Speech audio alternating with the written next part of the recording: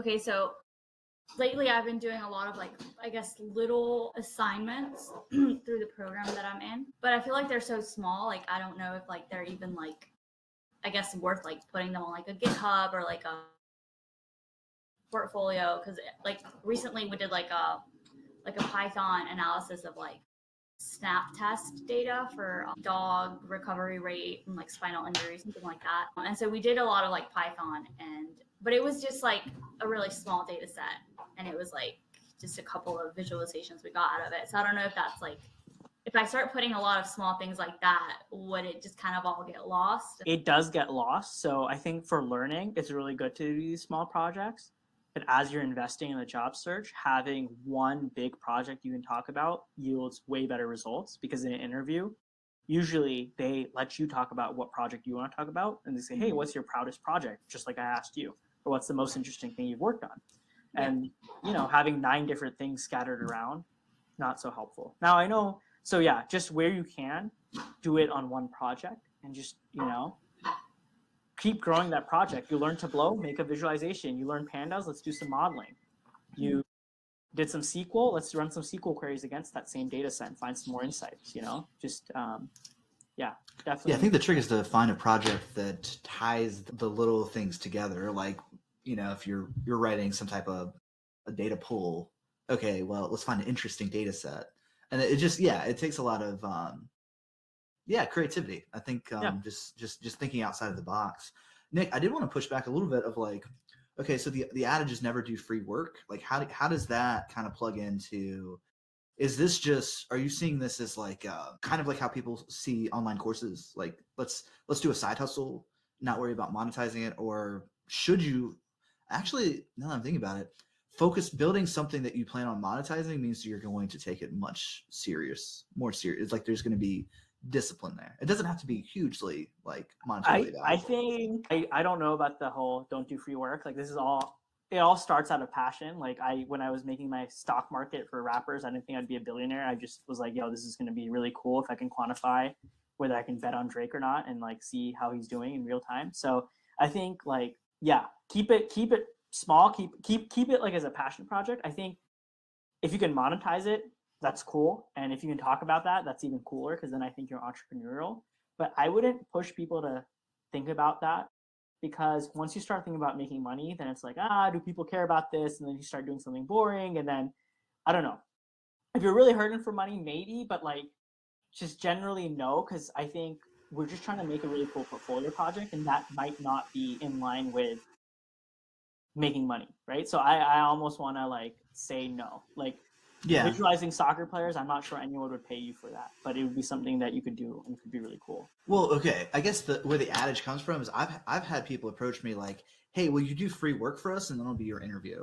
And it's like, that is a huge red flag in my opinion. Yeah, I guess most of these big companies don't do that, right? Because it's like, how are you going to help Uber without Uber's data? So they're not going to give you their proprietary data.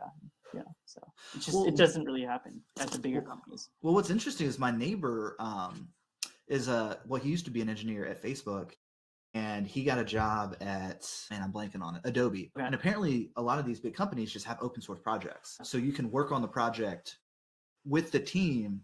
He worked on the team. He worked with the team that he got hired for 6 months before they officially hired him. Yeah. I think open source is a different ballpark, but I'm talking about more for like analytics type stuff and data science. Mm-hmm. Maybe 1 in 1,000 companies is going to try to steal your work and be like, oh, do this analysis. Haha. Joke's on you. This was actually our work. You did our work for us, but that's like 1 in 1,000 occurrence.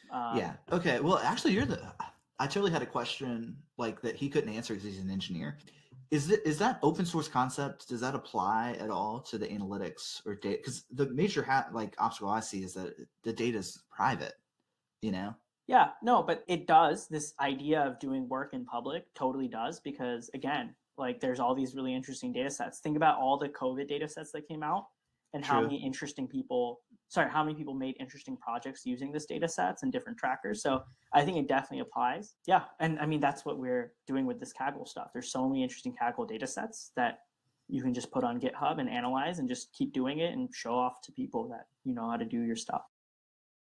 Gotcha. All right. So Nita is asking, So how do you make your resume stand out? What kind of Yeah, projects make it? I mean, I feel like you kind of already covered it. Yeah, we covered it. So the kind of projects is just sort of like, this is where it's like everyone hears this whole spiel about do what you're passionate about and be creative. And then they're like, okay, cool, Nick.